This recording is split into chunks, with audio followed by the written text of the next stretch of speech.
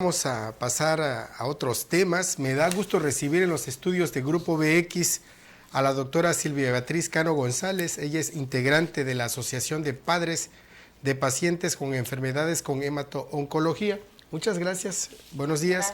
Y también está con nosotros Alejandra Arias Gómez. Ella es presidente de la Asociación Civil Aldea por los Niños. Muchas gracias a ambas por estar aquí con nosotros, y es que la idea es hablar un poquito de un tema bastante preocupante, interesante también por las propias características del asunto, que es la explotación y comercio sexual infantil. Un tema que he tenido la oportunidad de escuchar y leer algunas entrevistas que has concedido, que se pareciera lejano, pero con el asunto del propio progreso, me parece que viene de la mano problemas como este tipo. Alejandra, ¿cómo te va? Muy buenos días. Buenos días a todos, a la doctora Silvia Cano. Muchas gracias por la oportunidad que nos das también aquí de poder expresarnos. Y bien, como tú señalas, esta problemática es parte de las estadísticas oficiales que, como ustedes saben, colocan a México en el primer lugar en América Latina en cuanto a todo tipo de violencia, no solamente explotación física o sexual, explotación laboral. De hecho, Tabasco se encuentra dentro de los 10 primeros lugares respecto a esta problemática de explotación laboral infantil.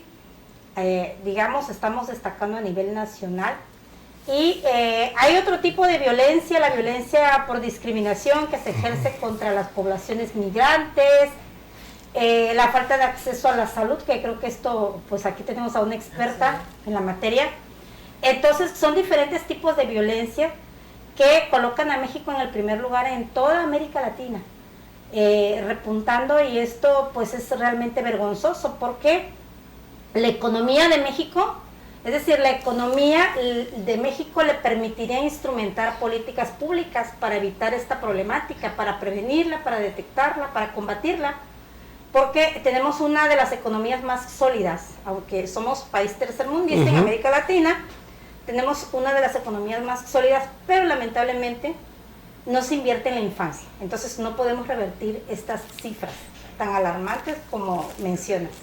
La magnitud de este fenómeno, Alejandra, ¿y cómo pudiéramos distinguir en las familias, en las comunidades? Es común que el papá enseñe la labor del campo, las niñas a la mamá que hacer la tortilla, hacer la comida, pero ¿en qué momento se rompe ese límite? Sí. Y se aprovecha justamente a los menores para sacar un beneficio? Sí, hay diferentes indicadores respecto a cómo se pierde el límite. Pues de acuerdo a organismos expertos en la materia, como por ejemplo UNICEF, entre otros, señalan que ya se está cometiendo un tipo de abuso o explotación cuando se está colocando en riesgo la integridad física, psicológica del infante, en este caso de la víctima de la explotación. Entonces, cuando ya se está colocando en riesgo su salud física, emocional, entre otros aspectos, bueno, ya estamos hablando de que se trata de un abuso que pone en riesgo su vida, su salud, su integridad y desde luego su futuro, ¿no? Ahora, en cuanto a la explotación sexual, también es otro fenómeno. La explotación sexual, de hecho, va de la mano de la explotación física, la omisión de cuidado. También estamos destacando aquí, no solamente a nivel estatal, a nivel nacional, las estadísticas son realmente alarmantes. Y estamos hablando también de que cuando hay una explotación física y sexual, pues detrás lamentablemente hay algún tipo de negligencia o de omisión respecto a los tutores o los padres, porque no solamente se trata de padres. Algo que por ejemplo se ha detectado en Tabasco, y me parece que quizá en todo el país, pero aquí también tenemos un semillero, es el abandono por parte de los padres y madres hacia los niños. De hecho, es común, por ejemplo, recorrer las comunidades rurales y encontrar que los niños se encuentran al cuidado de la abuelita, de la tía, de los tíos. Y aquí viene otra problemática también vinculada, que es el embarazo adolescente. Todavía es muy común. Sí, somos un semillero. Creo que la doctora va a explicar más acerca de esto. Pero, por ejemplo, cuando hemos hecho recorridos en comunidades, es común encontrar al niño o a la niña al cuidado de la abuelita, y la razón es, no, pues es que resulta que la madre resultó pues con un embarazo a los 14, 15, 16, 17 años, y pues deja el niño al cuidado de algún familiar, y entonces pues esa adolescente pues se encuentra en búsqueda quizá de otra forma de vida. Entonces esto da como resultado el abandono de infantes como resultado del embarazo adolescente. ¿Y quiénes son estos explotadores principalmente? ¿Los propios tutores? El 90%, de acuerdo a esto, sí es una estadística oficial, entre el 80 y el 90% de toda forma de abuso físico, sexual, explotación laboral, básicamente está vinculado con una complicidad o una omisión de cuidado por parte de los padres. Los padres biológicos, porque a veces también se presenten que son biológicos o tutores, porque como te comento, hay niños que se encuentran bajo el cuidado o la tutela de la abuelita, del abuelito, del tío, de la tía, del primo, etcétera. Doctora Silvia Beatriz Cano, ustedes se encargan en esta asociación de qué en específico, y si me pudiera platicar sobre ello. Bueno, mire, todos sabemos que los niños tienen derechos, ya platicó la licenciada de toda esta situación que estamos viviendo, no solamente es en Tabasco, en el país, es a nivel Latinoamérica, ¿no? Las cifras se han incrementado en estos últimos 3 años. Y yo creo que algo que hay que empezar a hacer es a darnos cuenta, a fomentar los derechos que nuestros niños tienen, y que debemos de ir desde un punto más que nada de tipo social, porque este es un problema realmente social, pero que el Estado, ¿verdad?, debe de normar, de hacer situaciones, crear actividades para que esto deje de funcionar. Definitivamente, como dijo ella, la gran mayoría de los niños se ven afectados por algún familiar, algún conocido, pero no siempre. También a veces o se quedan a tutela de alguien y hay omisión de cuidados, y es cuando aquellas personas pueden aprovecharse de los niños. Y algo que actualmente está funcionando, está muy en boga, son las redes sociales, ¿verdad? La trata de personas, de niños, a través de las redes sociales, donde se involucran a las niñas muy pequeñitas, por no tener la vigilancia adecuada de los padres, en la trata de pornografía infantil, por ejemplo, trata de personas y así. Definitivamente el nivel social, cultural que tenemos va a afectar en estas cifras, pues. Entonces, creo que tenemos que enseñar a nuestros hijos, deben de estar en la escuela, todos los niños es una actividad que debe de ser normada, deben de estar en la escuela. Desafortunadamente ahorita con la migración es otro problema que tenemos aquí en el estado, en el país, y estamos viendo muchos niños en las calles, que esto pues debemos de realizar programas para disminuir que los niños estén en las calles trabajando en lugar de que estén en la escuela. Pero ¿de dónde son esos niños, Alejandra? No sé si tengas algún dato.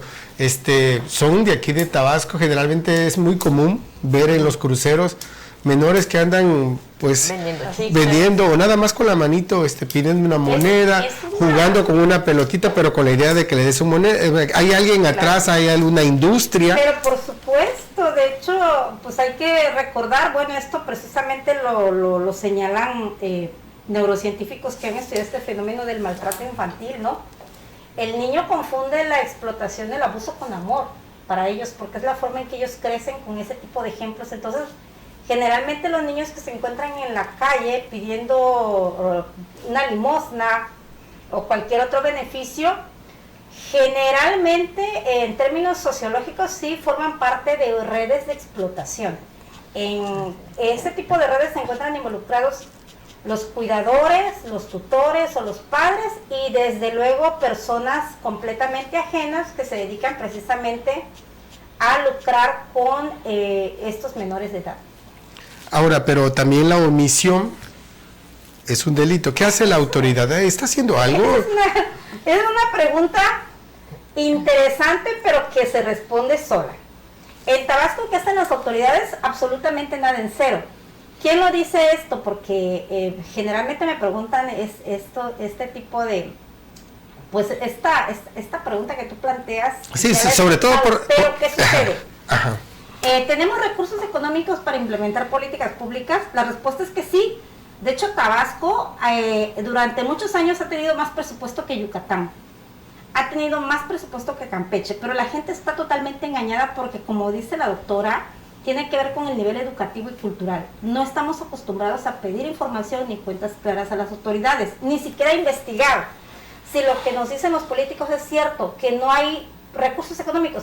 Tabasco está nadando en recursos económicos respecto a otros estados del sureste del país. Es decir, tenemos recursos para prevenir la incidencia de niños en condición de calle, para prevenir la incidencia de todo tipo de delitos contra la niñez. Pero ¿qué sucede con los tomadores de decisiones?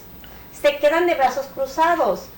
Y pues sería largo de explicar. ¿Y quiénes serían estos? ¿Los diputados, los encargados de fiscalía, DIF, no sé? Los diputados, básicamente todos los órdenes de gobierno y todos los poderes están implicados en cuanto a la omisión y la negligencia, y eso se llama violencia institucional.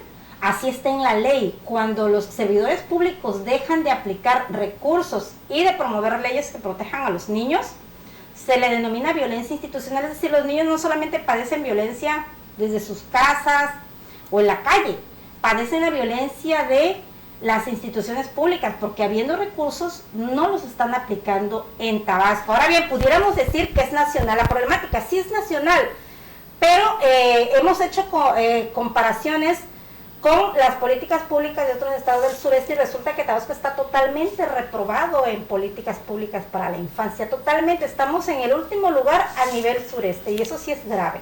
Ahora, no se puede o no se quiere si se tienen los recursos. No quieren. Tenemos un ejemplo breve aquí porque pues sé que el tiempo corre. Sí, pero adelante. Cuando antes de que llegaran al poder quienes están actualmente aquí en Tabasco, nos juntamos diversas organizaciones civiles que trabajamos con la infancia para hacerlos firmar, invitarlos a firmar un documento que se llamó 10 por la infancia, 10 compromisos por la infancia que se encuentran como obligación de las instituciones en la Ley General de Niñas, Niños y Adolescentes. ¿Y qué pasó? No solamente firmaron, nos llamaban para firmarlo porque invitábamos a los medios de comunicación como testigos, lo cual se nos hizo una burla total porque al final, una vez que agarraron el hueso, se olvidaron de los... Es más, ni nos abrieron la puerta y quienes firmaron asaltaron. Yo digo asaltaron porque cuando se asalta es cuando no se tiene la capacidad ni las competencias. Cuando asaltaron esos espacios públicos, ni siquiera tomaron el teléfono para decir, oye, ya estoy en la Cámara de Diputados, o vamos a legislar a favor de las niñas, porque yo firmé. Vamos a retomar ese asunto, totalmente, ¿no? Agarraron el hueso y pues a disfrutar de las mieles del poder, pero se olvidaron de sus compromisos con la niñez, los que firmaron públicamente. Entonces me parece que sí es una problemática grave en el Estado, que no he visto en otros estados del país, porque nos ha tocado participar en congresos. De hecho, me ha tocado incluso impartir algunos diplomados sobre derechos de infancia en algunos otros estados del país y he visto mayor compromiso de los tomadores de decisiones que en Tabasco no lo hay. A mí me preocupa mi estado por el nivel de cinismo y vergüenza, si se puede decir aquí, de legisladores, no todos, hemos recibido apoyo por parte de algunos, y de quienes están en los gobiernos tanto estatal como municipales. El nivel de cinismo es único a nivel nacional. Sí, yo creo que tenemos que realizar estrategias para que el propio Estado haga modificaciones para poder ayudar a este tipo de niños y adolescentes que están viviendo de alguna forma maltrato, al igual que la mujer, ¿no? Pero como que la forma de maltrato hacia la mujer se ha empoderado. Y hemos dejado atrás a los niños y a los adolescentes, que son los que menos tienen posibilidad pues de salir adelante de este tipo de cosas, y que muchas veces el gran porcentaje de niños afectados son están en manos de sus propios tutores, y a lo mejor esta línea es tan sensible entre lo que es gobierno y familia, ¿no? Por eso es un tema bastante difícil, complejo, y que definitivamente debe de ser sometida a una mesa de análisis y lograr en conjunto poder apoyar a estos niños. En nuestra asociación nosotros nos encargamos de niños con cáncer, y también los niños con cáncer se ven afectados muchas veces en el núcleo de la familia. Nosotros tuvimos un caso de una niña donde los tutores eran los que explotaban a la niña. Como ustedes saben que el tema de cáncer es muy sensible, ¿no? Claro. Nos hace llegar a mucha gente, pero también muchas veces los papitos, por su mismo nivel socioeconómico, por su pobreza, por todo lo que genera, ¿verdad? Ven como una ayuda que todos volteen a mirar a su niño. Una fuente de ingreso. Una fuente de ingreso. Entonces, ese caso estuvo bien triste porque era una familia disfuncional, separada, y este niño era utilizado por los papás para conseguir ingresos. Un día lo turnaba un papá y otro día el otro papá para botear en los cruceros. Utilizaban al niño pues como fuente de ingreso, y eso no era un solo día, sino era cada fin de semana continuamente. Entonces estás viendo que ahí es explotación al menor, ¿no? Entonces realmente, pues ellos también en su afán de mejorar sus condiciones de vida y de solventar los gastos que estaban teniendo con su niña, porque igual los gastos, ustedes saben que en cáncer nunca alcanzan para todo. Entonces sí, también es bien difícil esta forma pues de vida también. Y sobre todo identificar, porque se trata justamente de menores que finalmente por la propiedad no es tan fácil que salgan de sus casas o de su espacio y vayan ante una institución, pero ¿cómo pues se puede actuar ahí? ¿Cómo se puede detectar? Pues respecto a lo que menciona la doctora, igual creo que quienes trabajamos con niños o tenemos contacto con niños en condición de vulnerabilidad, hemos vivido ese ejemplo que ella relata, la línea tan delgadita, ¿no? En el que puede incurrir un padre de familia, una madre de familia, y caer en el abuso, en la explotación. Pero ¿qué hacen las autoridades en este caso? Pues ya se trata de delitos, así está en la ley, la explotación laboral infantil, el abuso físico, sexual, están plenamente determinados por la ley, contienen sanciones de tipo penal, pero en el Estado tenemos dos organismos a los cuales la ciudadanía puede acudir, pero que lamentablemente no están haciendo bien su trabajo, como es, por ejemplo, CAMBI Fiscalía, que pertenece a Fiscalía, y la Procuraduría para la Defensa del Menor y la Familia, que pertenece al DIF, que es como de índole administrativa. Hacen trabajo de escritorio, no salen de sus oficinas. Lamentablemente los niños, no todos los niños pueden denunciar, o casi ninguno. Han hecho estudios, menos del 1% de los niños, y es a nivel mundial, puede empoderarse y denunciar, menos del 1%. Yo he recibido aquí de manera continua mensajes de vecinos de que ven en cierta casa y siempre agradezco que lo hagan la denuncia pública, pero les reitero que es más fructífero el que acudan a una instancia, porque como usted menciona, desafortunadamente no acuden de oficio, o sea, por voluntad, sino que tiene que mediar en muchos casos la denuncia. ¿Puede un vecino o alguien que no es familiar ir al DIF, al CAMBI? A mí me sorprende, en una ocasión igual me invitaron a una plática en un foro en la Casa de la Cultura de la UJAT, recuerdo, y un grupo de enfermeras, si no me equivoco, del IMSS, plantearon esa pregunta. Bueno, es que yo he visto casos así, pero los papás no quieren denunciar.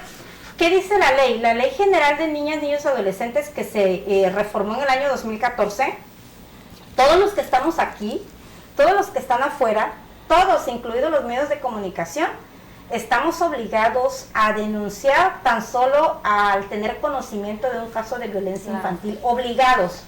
Pero no solamente denunciar, estamos obligados a darle seguimiento. Ustedes, por ejemplo, si reciben un caso de violencia infantil, pueden marcarle a la Fiscalía, pueden marcarle a la Procuraduría para la Defensa de los Derechos de la Niñez, dependiente del DIF, y hacer la denuncia, y la autoridad tiene que actuar tan solo tener conocimiento de la denuncia. De hecho, no se requiere ni siquiera acudir a las instalaciones. ¿Por qué? Porque estos delitos se persiguen de oficio, de acuerdo a la ley. Ujú. Pero ¿qué hacen las autoridades en Tabasco? Si tú no vas y planteas una denuncia, no actúan, no acuden a investigar. Entonces están violentando al 100% lo que establece el marco normativo. Que Sí. tan solo de tener conocimiento ya se puede actuar en consecuencia, porque se persiguen de oficio. No se requiere formular una denuncia. Entonces, Con la una verdad, sola llamada, ¿no? ese es el conflicto que, por ejemplo, se sostiene con CAMBI y Fiscalía, porque los titulares carecen de conocimiento de los nuevos marcos normativos, carecen del conocimiento de los tratados internacionales, porque son amigos, compadres de los funcionarios en turno, porque son los que designan a estas personas sin tener la capacidad, sin tener la actualización, y entonces pues básicamente manejan la ley con las patas, literalmente. Entonces, ¿qué pasa aquí? Que entonces, los ciudadanos somos los que tenemos que informarnos que todos podemos hacer una denuncia, o sea, tan solo levantar el teléfono y denunciar. No se requiere acudir a las instalaciones y perder 3 horas en formular una denuncia, y que la autoridad tiene la obligación de acudir a investigar ese delito por cuenta propia. Y a lo mejor el temor por el nombre, represalia, ¿se puede hacer de forma anónima? Se puede, lo señala la ley. Ahora Ahora bien, ujú. el problema que tenemos en Tabasco es que si en una comunidad se detecta un caso de violencia, no hay a dónde llamar. No hay un 01800. O sea, tiene que venir hasta Villahermosa, ¿no? Díganse. Así es, no hay un 01800 gratuito. Si tú llamas a Fiscalía, te envían a un conmutador, nadie te contesta. Si vas, no Y te esto es violencia institucional, así está contemplado en la ley. ¿Cómo podemos castigar a estas instituciones? A través de juicios de amparo, ya se ha hecho en otros estados. Y me parece que es lo que vamos a comenzar a hacer aquí en Tabasco. Un juicio de amparo constitucional por omisión en el cumplimiento de la ley. Porque no están aplicando absolutamente ningún protocolo de acuerdo a lo que señala el marco normativo de protección de los derechos de la mujer. ¿Cuál sería debe ser ese protocolo, así en términos generales? Es complejo. Para empezar, se debe trabajar en varias instancias. Se debe trabajar en la comunidad en la detección del delito, no en una oficina.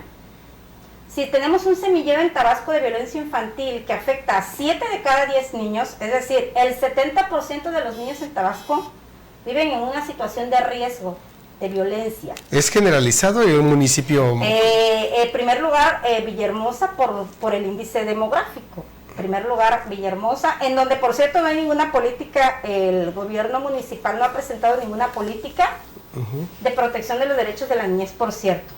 Ningún municipio ha presentado su política de acuerdo a lo que marca la ley, porque es una obligación. Entonces, ¿qué pasa aquí? Que básicamente sí se requieren intervenir en la comunidad, hacer la detección del delito en primer lugar, en las comunidades, en las colonias. Eso es parte de un protocolo.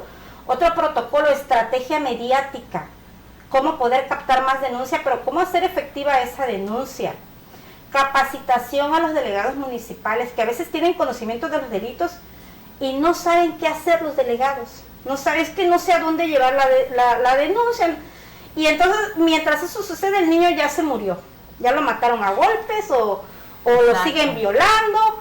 ¿Por qué no se aplica ningún protocolo que señala la ley? De prevención. Protocolos de prevención, porque hay protocolos ya de tratamiento. Así es. Habitualmente los niños con maltrato, muchas veces llegan al maltrato físico donde ya su organismo está, o su situación de vida está delicada, ¿no? Por golpes, por problemas psicológicos, por abuso, que lo vemos en el hospital. Entonces, cuando los niños ya llegan al hospital, pues se toma esa iniciativa de que es un niño maltratado. Nosotros en el hospital tenemos una clínica que se llama Clínica del Maltrato Infantil, y hacia ahí se derivan estos niños que se sospecha de abuso, se sospecha de maltrato, porque nos han llegado niños que han sido, por ejemplo, los papás. Yo recuerdo un caso muy sonado de un niño que lo estaba meciendo la mamá y ambos eran drogadictos y lo azotaron contra la pared en la hamaca. Y la niña tuvo una hemorragia intracraneal y nos dijeron que se había caído. Ya pero ¿cómo se puede detectar ahí, por ejemplo? Es que cuando nosotros tenemos ciertos criterios clínicos. Ajá. Entonces, por ejemplo, hay lesiones que un niño habitualmente no puede tener. Por ejemplo, como una hemorragia intracraneana en un bebé, donde sabes que no tiene otros lados, o muchas veces tiene otras lesiones en varias partes del cuerpo, ¿no? Entonces uno empieza a investigar qué fue lo que pasó. O sea, la clínica no da con lo que están relatando los familiares. No coincide, ¿no? No coincide, exacto. No coincide, y entonces empezamos la investigación. Siempre alguien de la familia apoya, o siempre, o cuando el tutor es el agresor, la mamá lo dice, o al revés, o la abuela, o vemos que el niño es abandonado en el hospital, y entonces empezamos a ver, ¿no? O a veces llega la mamá con una niña que sospecha de abuso, pero como dice ella, no saben a dónde acudir y se les hace fácil acudir a un área de urgencias. Y la niña pues se revisa, se hace una semiología, se le pregunta a la mamá qué está pasando, y cuando es sospecha de abuso, aunque clínicamente no haya un abuso sexual como tal, ¿verdad? Sino que solamente haya solamente las insinuaciones que a la niña la tocaron, etcétera, pero la mamá lo sospecha, estos niños son retenidos en el hospital hasta que se hace una evaluación psicológica y son canalizados a la clínica de maltrato y se avisa también al CAMBI. Entonces ya ellos llegan y hacen también sus protocolos de exploración, de seguimiento, pero tristemente ya es cuando ya sucedió el maltrato, donde el niño ya ha sido maltratado durante mucho tiempo y ha llegado hasta esta fase donde ya tiene problemas físicos y emocionales. A eso iba, las secuelas emocionales, nada más las físicas, ¿también hay emocionales? Claro, hay emocionales, los niños no aprenden en la escuela, son niños introvertidos, muchas de este tipo, cosas de este tipo, ¿no? Entonces, muchas veces los niños ya tienen miedo de volver a regresar a la escuela o de volver a regresar al hogar, son insertados en un ¿cómo se llama? Albergue DIF, pero bueno, desafortunadamente estos ya son los casos que se debieron de haber prevenido. Así es. O sea, la prevención es lo que yo creo que la licenciada quiere fomentar en el Estado, es la prevención del delito tal, del acoso, del... Sí, de hecho sí, como bien menciona la doctora, todos estos protocolos de intervención, todas estas políticas públicas, programas e iniciativas ya se encuentran en la ley. Solo las autoridades tendrían que leer la ley e invertir el recurso de manera eficiente, inteligente y echarlo a andar. Eso es todo. No es algo complicado. O sea, ya está, nada más falta de la difusión, digamos, y el conocimiento. Sencillamente la ley en Tabasco es letra muerta. Ya está en la ley, ni siquiera tienen que quebrarse la cabeza para saber, bueno, ¿cómo vamos a crear esta política pública? Este protocolo de intervención a nivel preventivo en las comunidades para evitar que el niño siga siendo violentado, claro, para rescatar al niño al tiempo, para hacer un trabajo de intervención preventiva. Ya está en la ley.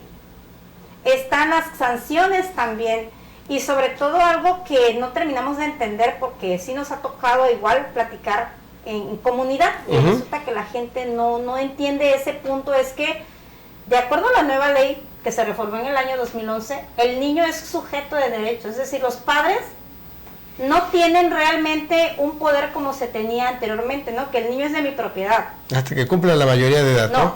El niño es sujeto de derechos, tan es así que, por ejemplo, cuando hay un conflicto de violencia o cuando hay separación entre padres, ya un niño de 12 años puede decidir con quién se va, con la madre o con el padre. Ya no se discute la tutela. Así es, y que la garante de esta ley es la Suprema Corte de Justicia de la Nación. Por eso yo les mencionaba que cuál es la alternativa si tenemos instituciones que también violentan a los niños porque no están cumpliendo la ley. La única alternativa sería promover juicios de amparo para obligar a los ayuntamientos a instrumentar sus programas de prevención de la violencia. ¿Debe haber un área específica? Sí, la ley los obliga totalmente. No es algo que estemos inventando aquí en esta mesa. Ahí está en la ley ya todo lo que tienen ellos que hacer por obligación. Pero pues básicamente, por eso mencionaba La ley es letra muerta, porque no se está cumpliendo. Ahora bien, a mí me indigna cuando los diputados crean la famosa ley chancleta, la ley cinturón. Eso ya está en la ley desde hace años. Ya no requerimos crear nuevas leyes, al contrario. Bueno, han quedado en el intento porque finalmente ni pasa. Lo hacen, no, pero además es irrelevante porque desde los años 60, en la Convención Internacional de los Derechos de la Niñez, que es el Tratado Internacional, ya se establecen castigos a los padres y tutores. Del 60. Desde los años 60, porque acuérdense que estos marcos normativos internacionales de la niñez son resultado de la Segunda Guerra Mundial, después de la Segunda Guerra Mundial. Entonces imagínense desde qué... Pero también por parte de la ciudadanía como que no conocemos porque suele salir, ¿no? Ya no le vas a poder pegar al niño, ya no lo vas a poder reprender por si no te hace caso porque ya ahora van a castigar. No es nada nuevo. No, pero no, eso sí es una aportación de, creo que aquí la doctora va a coincidir conmigo, de los expertos en neurociencia relacionados con la infancia. Porque básicamente se está abogando por una crianza más positiva, claro. Sí, basada en el diálogo y en el ejemplo, básicamente, ¿no? Si en casa los problemas se solucionan con el diálogo, el niño va a aprender. Eso es lo que no sabemos. Somos totalmente incongruentes, damos malos ejemplos a los hijos, pero luego los queremos corregir a golpes. Entonces, la neurociencia indica que es una crianza positiva la que se debe establecer a través del ejemplo, básicamente, ¿no? Es que la violencia es como generacional. Así es. Entonces, lo que hace falta que mejore es a través del ¿cómo se llama? Del conocimiento, claro. De mejorar las condiciones de estudios de todos nuestros niños, de nuestros papitos, de ver que no es necesaria la violencia, sino el diálogo. Sobre todo, ¿no? El diálogo, que yo creo que es lo que nos falla mucho en nuestra sociedad, y de que definitivamente hacer una sociedad menos violenta desde el hogar. Desde el hogar. Desafortunadamente, muchos papás o mamás creen que gritando, que haciendo, van a poder solucionar el asunto, o pegándole a los niños. Pero, ¿no? ¿qué tan válido es eso? Es que a mí me educaron así, mira, que logré esto. Pues es que emocionalmente yo creo que a nadie puede decir que esto es adecuado. La violencia nunca es la mejor forma de crianza, ¿no? Yo creo que desde muy pequeños pueden pueden utilizar este término de consecuencias por una mala actividad, ¿no? Claro. Sin llegar a la violencia, sobre todo física o emocional. Sí, y no quiero causar polémica porque hay gente que dice, es que me acuerdo que antes los maestros sí ponían regla y ahorita ya no, si son los alumnos los que mandan más que el maestro. No, por esto digo, es como que una línea muy sensible, pero creo que en el acuerdo es la solución, ¿no? Claro. Y que sí definitivamente se necesita un instrumento, se necesita hacer una acción en la comunidad. Probablemente yo lo que siento, ella trabaja mucho en la parte social, es de que necesitan hacer ese programa, ese proyecto a nivel estatal, de llegar a todas las poblaciones y de tratar de hacer una pesquisa de estos casos y pues justamente educar, ¿no? Educar a la familia para mejorar esta situación de vida que estamos viviendo. Al final de cuentas, la violencia va a generar más violencia, ¿sí? Y bueno, también hasta con los juguetes, ciertamente, ¿no? Hasta la televisión, los propios celulares, que ahora pues ya es de fácil acceso a todo. Exacto. Y más como un instrumento también que se está utilizando para la educación. Claro. Y también pues no hay que dejar de lado el riesgo que implica el tener este tipo de comunicación en manos de menores. Es que la violencia no solamente es psicológica, física, institucional, o sea, hay de todas formas. Económica. Y todos podemos estar sometidos a la violencia, pero yo creo que más que nada son de tratar de mejorar las condiciones de vida de los niños, de mejorar las condiciones de las instituciones para que estos niños se vean beneficiados y la población general. Por ejemplo, podemos decir, los niños tienen derecho a la salud, pero muchas veces llegamos a un tope donde ya el gobierno ya no puede solventar un gasto extremo y decimos, ok, el niño tiene derecho a la salud, pero ahorita ya no tenemos este medicamento, como en el caso de los niños que ahorita padecen el desabasto de quimioterapia. Y bueno, muchas veces nosotros como sociedad civil podemos empezar a trabajar esa pequeña parte que el gobierno no puede cubrir. De hecho, por eso las asociaciones civiles somos unas organizaciones donde pues hay mucha gente que está trabajando para que estos proyectos salgan adelante, para que nos veamos menos, ¿cómo diría? Menos, pues, veamos menos estas situaciones de violencia, menos estas situaciones de falta, por ejemplo, de insumos, de medicamentos, de lo que quiera. Yo creo que cada asociación civil, pues, por eso trata de aportar ese granito de arena a la sociedad. Y una cosa muy importante, sensibilizando a nuestras instituciones gubernamentales, ¿verdad? De que no estamos en esa parte del discutir, sino del apoyar para crecer. Pero muchas veces, ¿verdad?, no toman esa consideración de las personas. Por ejemplo, la licenciada que tiene ese aspecto de educación importante, de proyectos, de mejora, bueno, pues hay que tomarlos en consideración porque es para bien de la sociedad. Y pareciera en ocasiones que las asociaciones las ven como enemigas, ¿no? Bueno, en lugar de aprovechar el potencial que pudieran tener. Yo recuerdo, y a las pruebas me remito, sí. En efecto, como aldea hemos sido como organización civil independientes en todo tipo de término, pero hace algunos años, por lo menos, cuando alguna autoridad no atendía un caso de violencia, de abuso, que teníamos que hacer asesoría jurídica respecto a un caso, por lo menos se sentaban a dialogar y nos hacían el favor, no el favor, la obligación, ¿no? De llamar a CAMBI, llamar al DIF, mira, este caso no está avanzando, y se trataba de solucionar por el bien del niño. Pero en la actualidad la puerta está totalmente cerrada. No es por pandemia. Y afectando a los niños, porque nosotros llevamos casos de asesoría jurídica, de casos de violencia física, sexual, explotación laboral.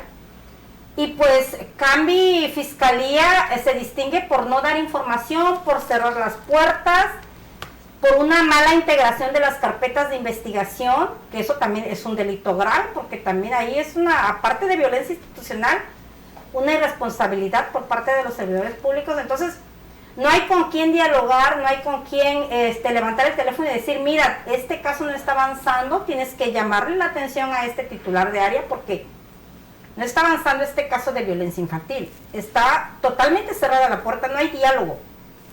Don Juan de la Cruz dice, coincide con las especialistas, ya que señala que en la Fiscalía pues se tarda de entrada para iniciar las carpetas de investigación por cualquier delito. Les manda saludos, nos escucha desde el municipio de Comalcalco. Bueno, el tiempo siempre es el enemigo a vencer. Yo quiero agradecer a ambas su disponibilidad y tiempo de platicar en este interesante tema que da para mucho más, para mucho más. Yo quisiera que nos dieran un mensaje final. Doctora. Pues primero que nada, yo creo que empezar a trabajar en esos proyectos como sociedad que nos hacen crecer y que nos hacen mejorar, ¿sí? Y bueno, sumarnos a estas causas para seguir adelante, y que bueno, también un llamado para nuestras instituciones gubernamentales que también escuchen esa parte que se está trabajando, porque estas personas, en el caso de la licenciada que está trabajando esta parte en la comunidad, pues está inmersa en eso, lo está viviendo a diario, y creo que son unas buenas opciones para que ellos puedan implementar. Tú como personal de gobierno o como gobierno, tú puedes ayudar más a tu comunidad que lo que pudiéramos ayudar como una asociación civil, porque tienes los recursos, porque tienes el personal. Pero bueno, si no tienes la idea, pues bueno, que aprovechen que hay una iniciativa ya formada, y que a lo mejor un proyecto que se puede hacer a nivel estado y que puede resultar en algo favorable para nuestros niños sobre todo. Y bueno, y seguir más que nada en esta línea de trabajo, no dejar de fuera a la gente que está trabajando por los niños de forma altruista, y en conjunto con el gobierno yo creo que haríamos grandes cosas. Empujar para el mismo lado. Exactamente. Gracias, doctora Silvia Beatriz Cano González, integrante de la Asociación de Padres de Pacientes con Enfermedades con Hemato-Oncología. Alejandra Arias Gómez, de Aldea por los Niños. Sí, bueno, coincidimos en que falta políticas públicas. Y también creo que coincidimos en que se requerirían muchas horas para desarrollar una mesa de 1 hora. Pero bueno, yo sí le pediría a los medios de comunicación como ustedes, que están haciendo un trabajo muy importante de colocar en la mesa de debate este tema, es que pregúntenle por favor a los alcaldes, a las alcaldesas o como se le denomine, al gobernador del estado, a los diputados, cuál es la política pública de protección de los derechos de niñas, niños y adolescentes que van a instrumentar con recurso público. Eso es todo, porque no están haciendo absolutamente nada. Y mientras no hagan nada, pues los derechos de los niños seguirán siendo violentados en diferentes ámbitos. Muy bien, yo también quiero agradecer su tiempo, el poder platicar y la disponibilidad. Muchas gracias a ambas a propósito de este tema. Ojalá tuviéramos la oportunidad en otra ocasión de poder seguir abordando. Me gustaría en el tema de lo sexual, que también es algo preocupante y que sería interesante poder abordar. Tráfico de órganos. Eso también es importante, pero desafortunadamente el tiempo pues ya se nos venció. Son las 10 de la mañana ya con 3 minutos. Yo reitero el agradecimiento y